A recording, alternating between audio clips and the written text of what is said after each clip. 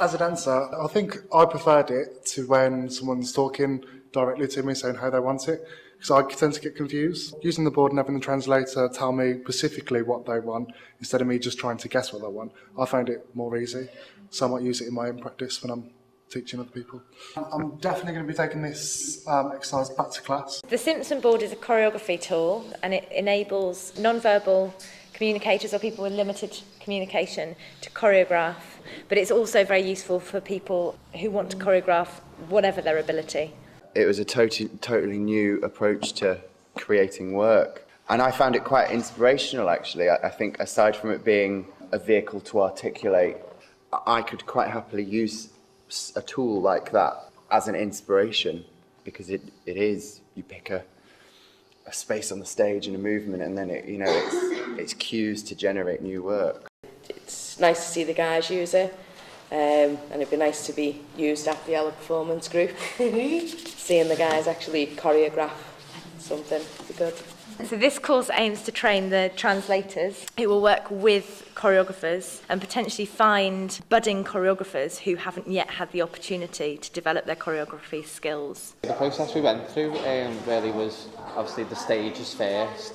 You go on where you like your dancer to come on and off, or the next step of where they will be. I sort of knew what she would like. I can visualise what she visualised by how I know her, by using different ways on the board as well. So the course is aimed at translators who may already work in community settings with dancers or people that work in the arts, or also professional dancers who might want to work in the community settings with non-verbal communicators or people with limited verbal communication. From last time when we came to the training here, I found that it posed quite a lot of questions in my own mind about how I practice and how I lead sessions, and it did straight away have an impact. I did lead a performing arts group from a kind of translator's perspective, and the whole of the Christmas show that we made was basically all of their work, and we had a raving review in the paper and stuff. And even though it's developed for people that are non-verbal, I can see that it's obviously useful in other areas as well. Like it all. Brilliant. Will you use it again, do you think? Yeah. I was here for the last session in October. Since then, I took the board away, worked with an individual who I thought would benefit greatly from this. We looked at how the board would suit him.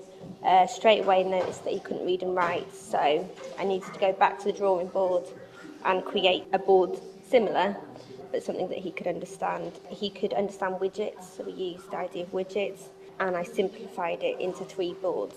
And everything can be taken off. This would then create the timeline.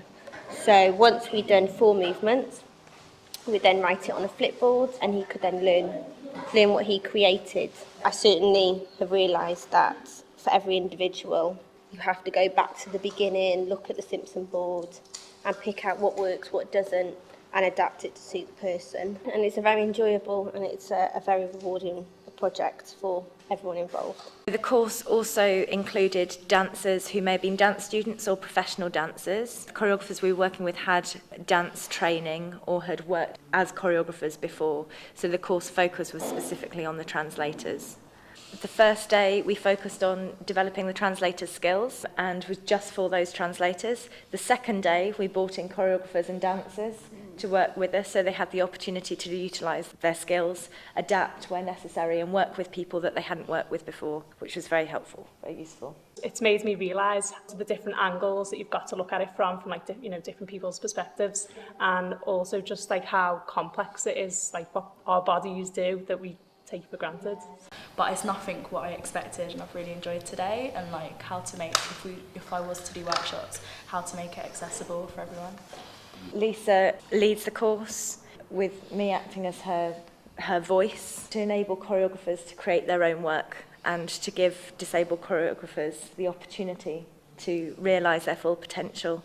And for that to happen, we need translators who are able to read the board. The Simpson board itself is a very inexpensive choreography tool and is very, very versatile.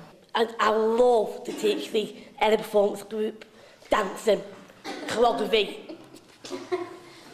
It's It's nice to see Jodie be able to choreograph something herself.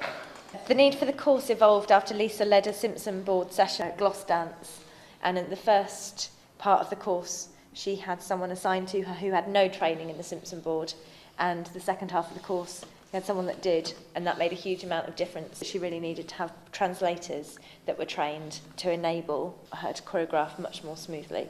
I am a professional dancer, but I also do quite a bit of support work, so I think it would be a really useful tool for me to kind of cross over those two job descriptions, as it were. So yeah, definitely will be using it.